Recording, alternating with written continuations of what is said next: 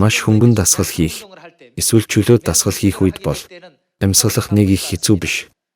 Харин ачаалал ихтэй маш хүнд дасгал хийх, гинэт хүндийн өргөлтийн тухай өргөх, эсвэл стадион тойроод маш хурдан бүүх зэрэг тохиолдолд бол амьсгалын ачаалал ихсэж их ямсгаадна.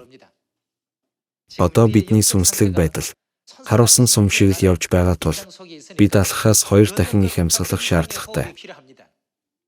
Амар тайван, аюулгүй, ямар ч зориггүй, сүнсээр өсөж урагшлая гэсэн зориг байхгүй бол амьсгал тийм ч их хэрэггүй. Зүгээр тогтвортой амьдрахад хурдан амьсгалахгүй байсан ч хангалттай. Харин гүйх, шогшоход бол амьсгалаа мэдэгдэхүйц нэмэгдүүлэх шаардлагатай. Одоогийн сүнслэг байдлыг харахад бид маш хурдтай гүйж, шогшиж байгаа гэж санагдаж байна. Гүйх тусам илүү их амьсгалах ёстой байдаг шиг. Бид мөнхийн Тэнгэрийн хаанчлалыг чиглээд маш хурдтай дахиж байгаа энэ үед